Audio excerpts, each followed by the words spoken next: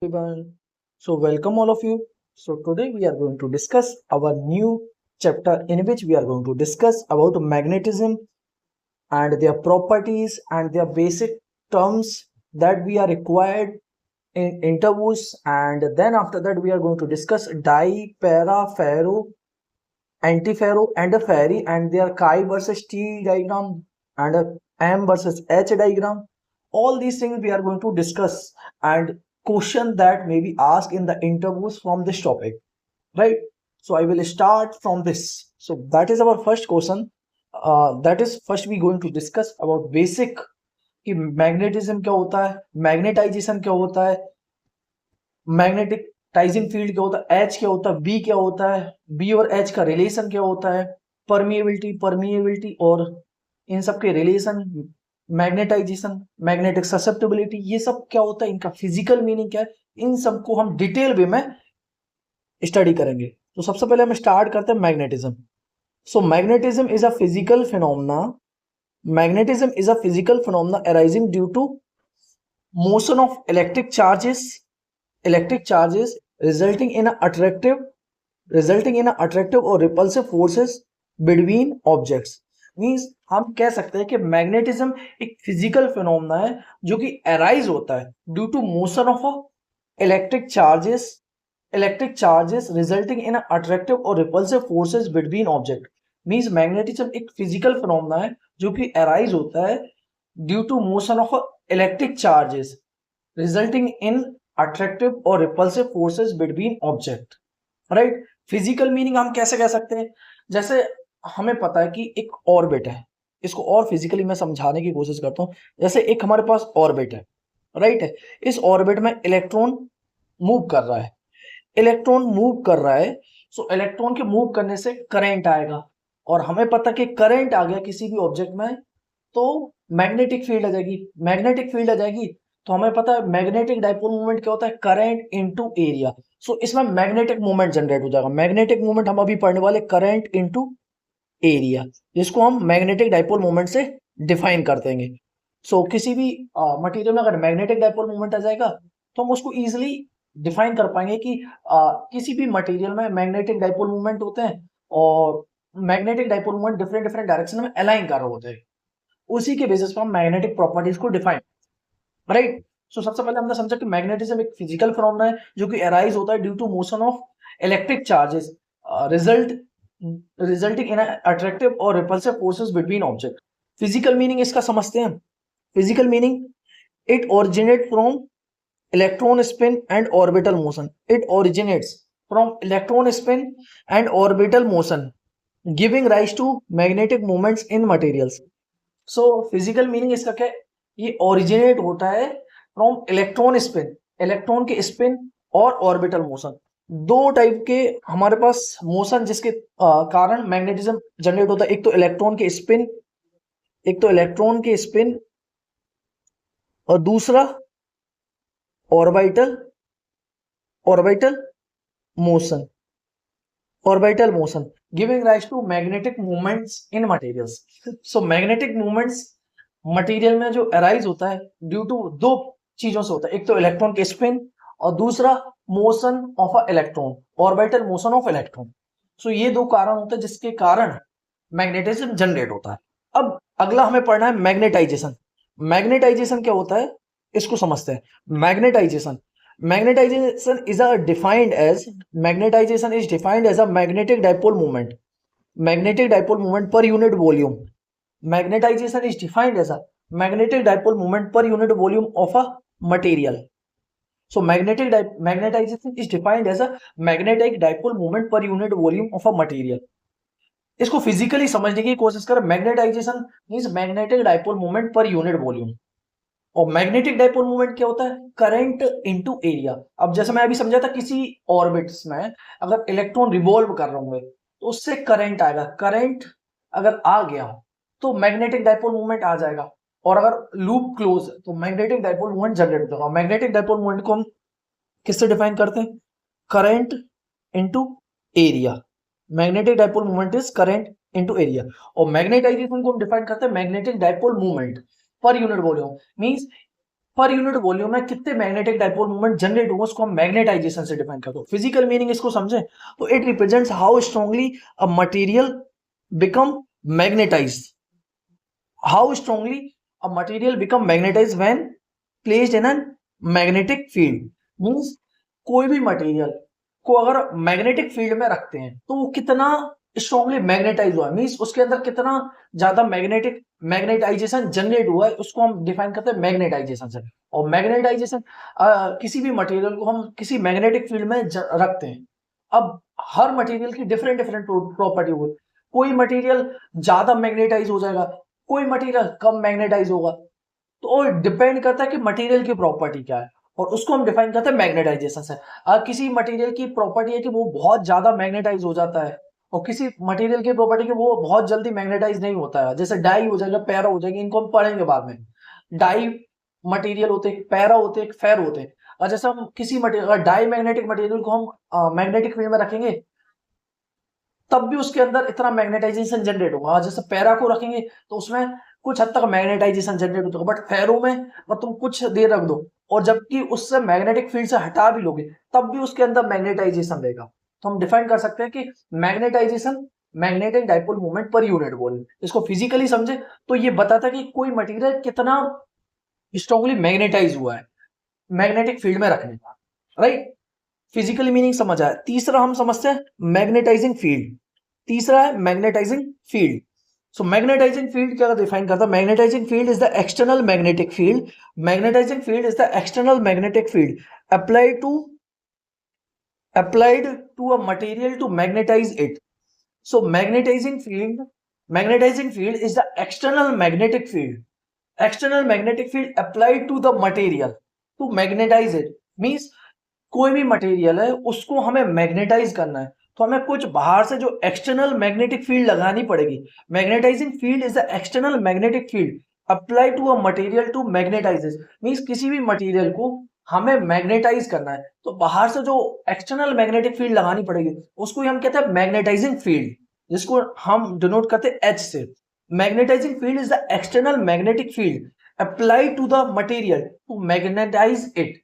Mean जैसे हमारे पास एक मटेरियल है, उस मटेरियल को हमें मैग्नेटाइज करना है तो हमें कुछ बाहर से एक्सटर्नल मैग्नेटिक फील्ड लगानी पड़ेगी।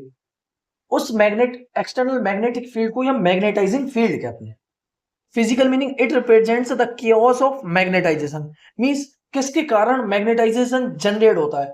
एक्सटर्नल इन्फ्लुएंस जो कि हम बाहर से एक्सटर्नल मैग्नेटिक फील्ड अप्लाई करें उसको हम मैग्नेटाइजिंग फील्ड कहते हैं। और इसको डिनोट करा H equal to H vector equal to B vector upon mu naught minus M vector. H vector B vector upon mu naught minus M vector. चौथी property magnetic induction या फिर magnetic flux density. Magnetic induction या फिर magnetic flux density.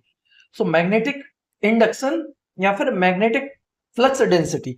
Magnetic induction is the total magnetic field. Magnetic induction is the total magnetic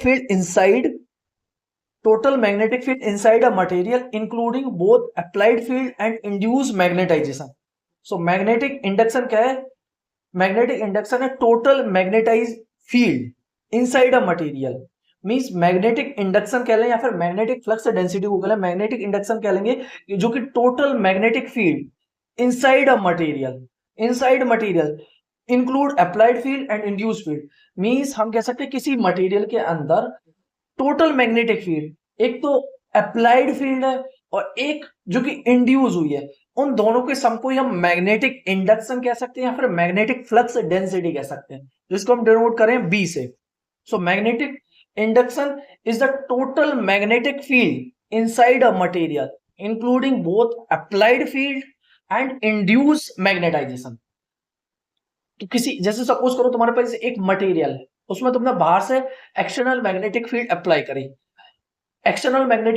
करी तो उसके अंदर कुछ मैग्नेटाइजेशन जनरेट होगा, मैग्नेटिक डाइपोल मूवमेंट होगा जिससे मैग्नेटाइजेशन जनरेट होगा। तो अब उस मटेरियल में एक तो एक्सटर्नल मैग्नेटिक फील्ड है प्लस एक मटेरियल ने खुद जनरेट करी अपने अंदर मैग्नेटिक फील्ड, जो कि हम कहते हैं इंड्यूस मैग्नेटाइजेशन। उन दोनों के सम को ही हम मैग्नेटिक इंडक्शन या फिर मैग्नेटिक फ्लक्स डेंसिटी कहते हैं। सो मैग्नेटिक फ्लक्स डेंसिटी, जैसे मैं इसको एक एग्जांपल जैसे डिनोट करता हूं। जैसे एक हमने external magnetic field H apply करा और मटेरियल ने अपने अंदर जो मैग्नेटिक फील्ड जनरेट करा उसको मैं डिनोट कर देता हूं लेट बी से I, कुछ सम अदर सिंबल X। तो अब इसमें कहूंगा कि जो टोटल मैग्नेटिक फील्ड होगी, टोटल मैग्नेटिक फील्ड हमारी होगी, टोटल मैग्नेटिक फील्ड होगी जो कि H vector plus X vector, उन दोनों की सम को हम मैग्नेटिक इंडक्शन या फिर मैग्नेटिक फ्लक्स डेंसिटी कहेंगे। ये फिजिकल मीनिंग है। Physical meaning, it represents actual magnetic field experienced, it represents actual magnetic field experience inside the material. Means हमें ये बताता है कि किसी मटेरियल के अंदर एक्चुअल मैग्नेटिक फील्ड कितना है। Means it represents the actual magnetic field experienced inside the material. Magnetic induction को फिर से बताता हूं कि मैग्नेटिक इंडक्शन क्या होता है, किसी मटेरियल में हम एक्सटर्नल मैग्नेटिक फील्ड अप्लाई करते हैं और कुछ एक्सटर्नल मैग्नेटिक फील्ड अप्लाई करने पर कुछ मैग्नेटिक फील्ड अपने मटेरियल के कारण मैग्नेटाइज इंड्यूस हो जाती है। तो उन दोनों के सम को external magnetic field plus induce magnetization, उन दोनों के सम को ही हम मैग्नेटिक इंडक्शन या फिर मैग्नेटिक फ्लक्स डेंसिटी कहते हैं। और it represents the actual magnetic field experience inside the material. Means inside material में एक्चुअल मैग्नेटिक फील्ड होगी वो मैग्नेटिक इंडक्शन या फिर मैग्नेटिक फ्लक्स डेंसिटी होगी। पांचवी हमारी हो जाएगी magnetic intensity. Magnetic intensity, so magnetic intensity is the another name for magnetizing field H vector. So magnetic intensity is another name, magnetic intensity is another name of magnetizing field। Magnetizing field को हमने क्या define करा है, जो हम external magnetic field बाहर से जो अप्लाई करते हैं उसको हमने मैग्नेटिक फील्ड या फिर मैग्नेटिक इंटेंसिटी H वेक्टर से डिनोट कर रखा। मैग्नेटिक इंटेंसिटी कह लो या फिर मैग्नेटाइजिंग फील्ड कह लो, वो दोनों सेम ही है, H वेक्टर है। अब डिफरेंस बिटवीन B और H, डिफरेंस बिटवीन B और H, ये इंटरव्यूज में वेरी इंपॉर्टेंट, ये इंटरव्यूज वगैरह में वो पूछते हैं कि तुम्हें बेसिक अंडरस्टैंडिंग है कि नहीं है, B क्या होता है और H क्या होता है, इन दोनों में डिफरेंस क्या होता है, राइट। सो इसकी हम एक बार कंपैरिजन कर लेते हैं जिससे हमारी बेसिक अंडरस्टैंडिंग क्लियर हो जाए, राइट। सो बी हमारा क्या होता है, टोटल मैग्नेटिक फील्ड होता है। बी हमारा क्या होता है, टोटल मैग्नेटिक, बी हमारा क्या होता है, टोटल मैग्नेटिक फील्ड। बी हमारा क्या होता है, total magnetic field. So total magnetic field. और एच क्या होता है, एक्सटर्नल फील्ड, जो कि हम अच्छे से समझ लिया, फिजिकली भी समझ लिए। बी हमारा क्या होता है, टोटल मैग्नेटिक फील्ड। एच क्या होता है, external magnetic field. Depends on medium and applied field, ये डिपेंड्स करता है मीडियम पे और अप्लाइड फील्ड पे। Depends on medium and applied field, और H depends only on applied field. B क्या होता है हमारा, टोटल मैग्नेटिक फील्ड, तो ये डिपेंड करता है मीडियम पे और अप्लाइड फील्ड पे। H depends only on applied field. Units क्या हो जाएगा, बी की यूनिट टेस्ला होता है, एच का यूनिट एम्पियर पर मीटर होता है, एम्पियर पर मीटर होता है। Relation B is equal to mu naught H plus M vector, और H vector is equal to B plus mu naught B vector upon mu naught minus M vector. Physical meaning B vector हमारा क्या होता है, ये effect को denote करता है, और एच वेक्टर क्या होता है, वो कॉज को डिफाइन करता है। मींस किस कारण से हो रही है, मींस हम एक्सटर्नल फील्ड लगा रहे हैं तो एक्सटर्नल फील्ड लगाने से मैग्नेटाइजेशन आएगा, तो वो कॉज को डिफाइन करता है, और बी इफेक्ट को डिफाइन करता है। अब अगर हमारी अगली प्रॉपर्टी मैग्नेटिक ससेप्टिबिलिटी, जो कि वेरी इंपॉर्टेंट है। Magnetic susceptibility is the ratio of magnetization to the applied magnetic field. So magnetic susceptibility is the ratio of magnetization to the applied magnetic field. Means हम जैसे कहते हैं कि किसी भी मटेरियल में हमने एक्सटर्नल मैग्नेटिक फील्ड अप्लाई करा, तो वो कितना मैग्नेटाइज हो गया, मींस वो मटेरियल के अंदर कितनी मैग्नेटिक प्रॉपर्टीज आ गई हैं। इन दोनों के रेशियो को ही हम डिफाइन करते हैं magnetic susceptibility. So magnetic susceptibility is the ratio of magnetization to the applied magnetic field, जिसको हम डिनोट करें chi is equal to M by H. Physical meaning समझे इसका। सो physical meaning, it indicates how easily a material get magnetized।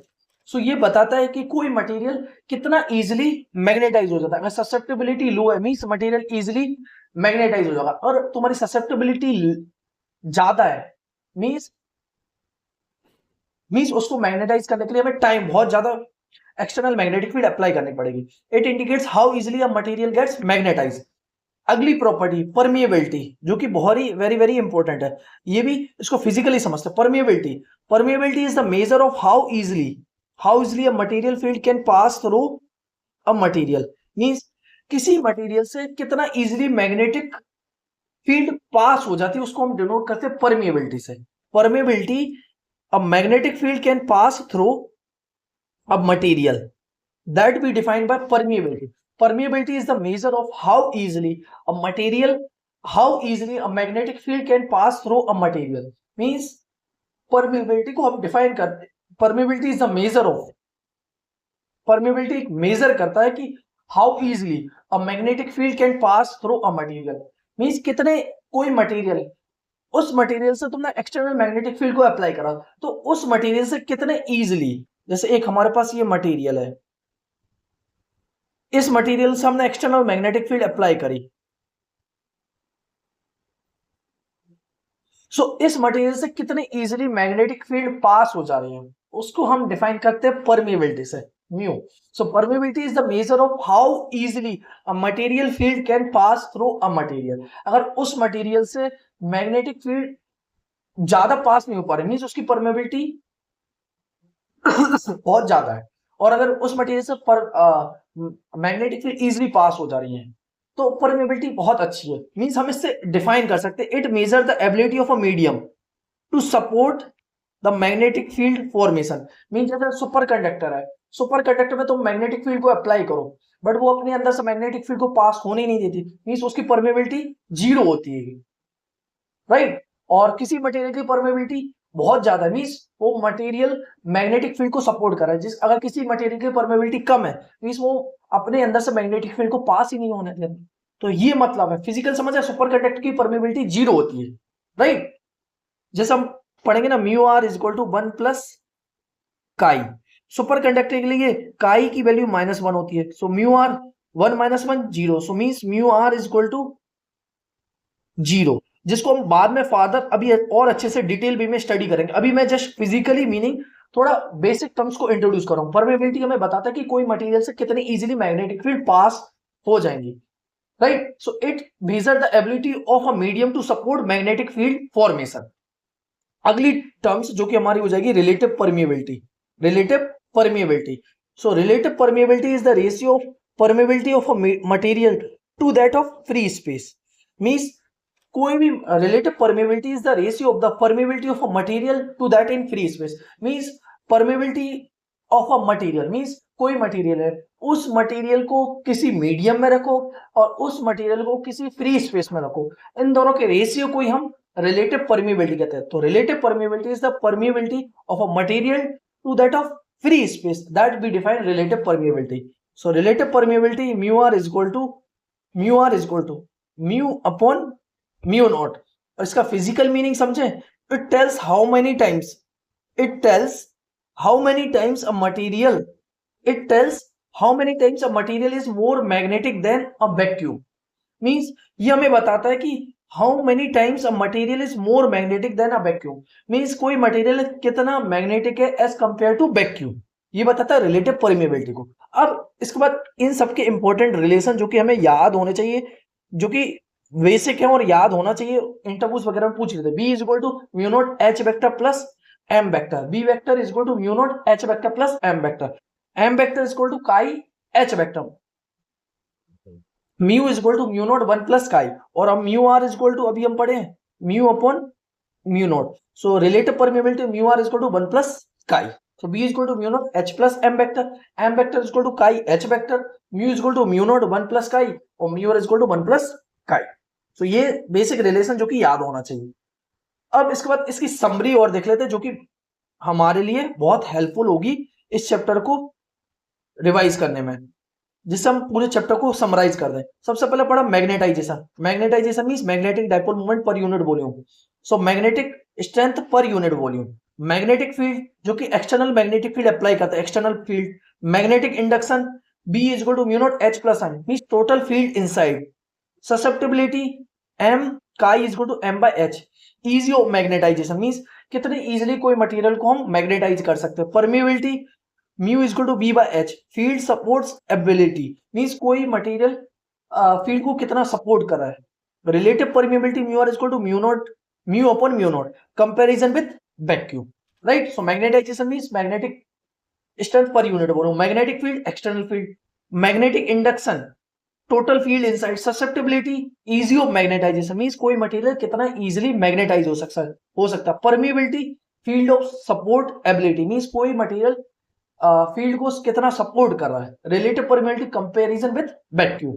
So I hope कि ये 10 के 10 terms को फिजिकली हम अच्छे से समझ पाए और उनका फिजिकली रिलेट कर पाए। अब इन क्वेश्चन से रिलेटेड जो कि क्वेश्चन इंटरव्यूज वगैरह में पूछे जाते हैं उनको डिस्कस कर लेते हैं, जिससे हमारा पूरे का पूरे बेसिक डाई पैरा फेरो सभी को पता होता है, बट ये बेसिक टर्म्स का मतलब इंटरव्यूज वगैरह में वो जनरली पूछते हैं। तो अगर इनका हमें मतलब पता है तो हम इंटरव्यूज वगैरह में अच्छे से आंसर कर पाएंगे। अब इंटरव्यूज में क्वेश्चन जो कि हमें आंसर करने किस टाइप से क्वेश्चन पूछे जाते हैं। What is magnetism, explain it's physical origin. First question जो जनरली पूछते हैं, magnetism is a fundamental property of matter arising due to motion of electric charges and intrinsic magnetic movement of particles. So what is magnetism? Explain its physical origin. So magnetism एक fundamental property है matter की जो कि arise होती है due to motion of electric charges and intrinsic magnetic movements of particles, right? और origin एक तो orbital motion of electrons है और spin of electrons. So magnetism reflects how materials responds to an applied magnetic field. Means हमें ये बताता है कि magnetism reflect करता है कि how material respond करता है अगर उसमें हम external magnetic applied magnetic field apply करते हैं, right? So ये physical meaning हो जाएगा और इसका origin हो जाएगा और magnetism क्या होता है, right? अब अगला define magnetization, ये very important. Magnetization is defined as a magnetic dipole moment per unit volume. Magnetisation is magnetic dipole moment per unit volume. और मैग्नेटिक डाइपोल मोमेंट क्या होता है, करंट इनटू एरिया, राइट। और मैंने समझाया था कि मैग्नेटिक डाइपोल मोमेंट कैसे जनरेट होता है। So it represent how strongly a material become magnetize. Means ये हमें बताता है कि कोई मटेरियल कितना magnetize, means how strongly a material become magnetize. Define magnetizing field. Magnetizing field, so magnetizing field is the external field apply to the material. Means external field apply to the material. So बाहर से जो external field को हम लगाते हैं उसी को magnetising field कहते हैं। Ni/L ampere per metre. Physical meaning, it is the cause that produces magnetization in material. तो ये बताता है reason, it is the cause that produces a magnetization material. Means हम एक्सटर्नल मैग्नेटिक फील्ड लगाते हैं जिसके कारण किसी मटेरियल के अंदर मैग्नेटिक फील्ड जनरेट होती है। तो ये कह सकते हैं it is the cause that produces magnetization in a material। Means ये कारण है, अगर हम एक्सटर्नल मैग्नेटिक फील्ड नहीं लगाएंगे तो मटेरियल के अंदर मैग्नेटिक फील्ड जनरेट नहीं होगी। तो हम कह सकते हैं it is the cause that produces magnetization in a material. So H vector is equal to Ni/L। What is magnetic induction? So total field inside the material. Magnetic induction is magnetic flux और magnetic induction फिर magnetic flux. So B vector is equal to mu naught H vector plus M vector. So unit is Tesla. It represents the total magnetic field inside a material. Define magnetic intensity. So magnetic intensity is another name of magnetizing field. Magnetizing field H vector का एक और name है जिसको हम magnetic intensity कहते हैं। It quantifies the strength of applied magnetic field. ये बताते हैं कि हम कितना strength of magnetic field apply कर रहे हैं। Drive relation between BH and M vector. So B vector is equal to mu naught H. B vector is equal to mu naught H plus M vector. For linear materials, M vector is equal to chi M H vector. So B vector is equal to mu naught 1 plus chi M H vector. Right? So ये हमारा relation हो जाएगा। What is magnetic susceptibility? Magnetic susceptibility.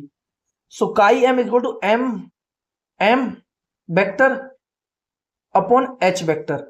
So it represents how easily a material get magnetized. Mean magnetic susceptibility हमें बताता है कि कोई material कितना इजीली मैग्नेटाइज हो सकता है। Define permeability mu is equal to B vector B by H vector B by H vector B by H vector b by h vector. So permeability, it measures the ability of a medium to support magnetic field. Means हमें ये बताता है कि कोई material it measure the ability of a medium to support magnetic field. Permeability means हमें बताता है कि कोई मीडियम मैग्नेटिक फील्ड को कितना सपोर्ट करता है, राइट। कोई मीडियम मैग्नेटिक फील्ड को अच्छा सपोर्ट करता है, कोई मीडियम मैग्नेटिक फील्ड को सपोर्ट नहीं करता। सो परमिएबिलिटी हमें बताता है कि it measure the ability of a medium to support magnetic field. Define relative permeability. Relative permeability is permeability in medium divided by permeability in free space. So mu r is equal to 1 plus chi m. Physical meaning comparison of material with vacuum. Difference between B and H. ये very important, ये interviews वगैरह में बहुत बार पूछा गया है। B और H के बीच में क्या डिफरेंस होता है? B is basically total magnetic field includes material response. H is external applied field. B vector is total magnetic field includes magnetic response और H vector क्या होता है? External applied field only. So B vector is equal to mu H vector. So B vector is equal to mu H vector. Explain physical meaning of chi m is greater than 0 और chi m is less than 0. So chi m is greater than 0 वो paramagnetic and ferromagnet. Means paramagnet और ferromagnet में magnetic field के direction में magnetic dipole movement align हो जाते हैं। किसी मटेरियल के अंदर अगर मैग्नेटिक डाइपोल मूवमेंट उसी मैग्नेटिक फील्ड के डायरेक्शन में अलाइन हो जाते हैं तो उसके लिए काई एम इज ग्रेटर देन 0, जिसमें हम पैरामैग्नेट और फेरोमैग्नेट सबस्टेंस आते होंगे।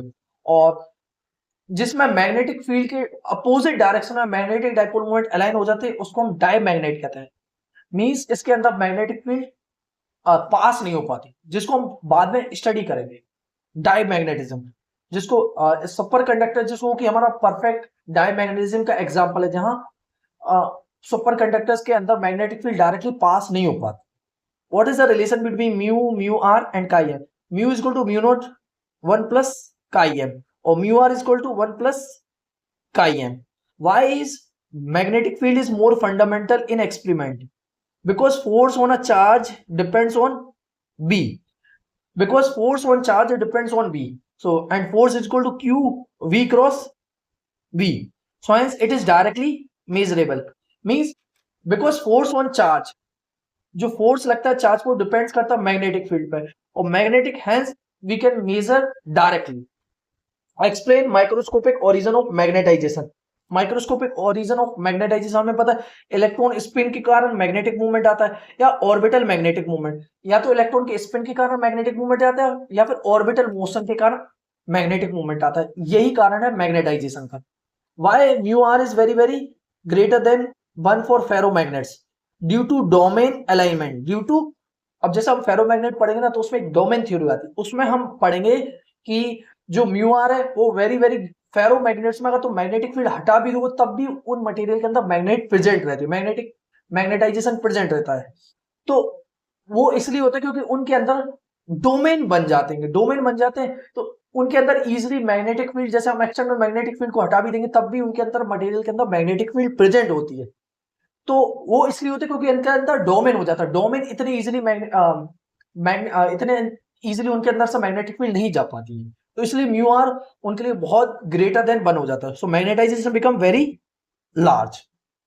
What happens when chi m tending towards infinity? Material behaves like a ferromagnet. Materials behave like a ferromagnet with extremely large magnetization. Means उनके मटेरियल के अंदर बहुत ज्यादा मैग्नेटाइजेशन जनरेट हो जाता है। अब इसके बाद इसकी क्विक समरी, क्विक रिवीजन कर लेते हैं इस पूरे पोर्शन को, जिससे हमारा पूरे के सभी कॉन्सेप्ट रिवाइज हो जाए। पहला था हमारा magnetization. Magnetization is magnetic dipole moment per unit volume. So magnetic moment density, magnetic field H vector is equal to Ni by L जो कि अप्लाइड फील्ड है। Magnetic induction B is equal to mu naught H plus M total field. Susceptibility का M is equal to M upon H। Ease of magnetization means हमें ये बताता है कि कोई मटेरियल कितने इजीली मैग्नेटाइज हो सकता है। Permeability mu is equal to B by H। Field support, कोई मटेरियल मैग्नेटिक फील्ड को कितना सपोर्ट करता है या नहीं करता है। Relative permeability mu R equal to 1 plus chi M. Relative strength means vacuum और वैक्यूम के कंपेयर करने पे हमें बताता है कि कोई मटेरियल कितना सपोर्ट कर रहा है कि नहीं कर रहा है। So I hope you are able to understand these things. In next lecture we are going to discuss some basic magnetic permeability, relative permeability, permeability of free space क्या होता है, इसका फिजिकल मीनिंग क्या होता है, डायमैग्नेटिज्म की theory. हम next class में इन सबको अच्छे से डिटेल वे में डिस्कस करेंगे। सो आई होप कि ये लेक्चर हाफ एन आवर का हो चुका है और इसमें हम बेसिक टर्मिनोलॉजी जो हमें रिक्वायरमेंट थी, और ये बेसिक टर्मिनोलॉजी कोई नहीं समझाता है, और इंटरव्यूज में वो सबसे पहले यही बेसिक टर्मिनोलॉजी बी और एच में डिफरेंस क्या होगा, और मैग्नेटिक ससेप्टिबिलिटी का फिजिकल मीनिंग क्या होगा, मैग्नेटाइजेशन क्या होता है, मैग्नेटिक इंडक्शन क्या होता है, मैग्नेटिक फील्ड इंटेंसिटी क्या होता है, इन सब का फिजिकल मीनिंग 100% पूछ देंगे, क्योंकि ये कोई क्लास में सब कुछ डाई पैरा फेरो इन सब के डायग्राम इनकी थ्योरी समझाते हैं, बट इनकी बेसिक टर्मिनोलॉजी कोई नहीं समझाता है। तो पहली बार ऐसा हुआ है कि हम इतने अच्छे से इन डिटेल वे में इनको समझ पा और इनसे रिलेटेड इंटरव्यूज में क्वेश्चन जो कि पूछे जा सकते हैं वो सब भी डिस्कस कर लिए।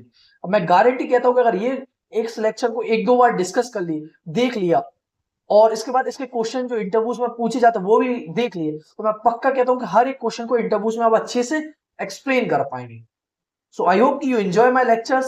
So please like and subscribe my YouTube channel and share with all your friends who are preparing for interviews for all exam like PhD, DRDO, Assistant Professor, BRC, all related university interviews, all exam.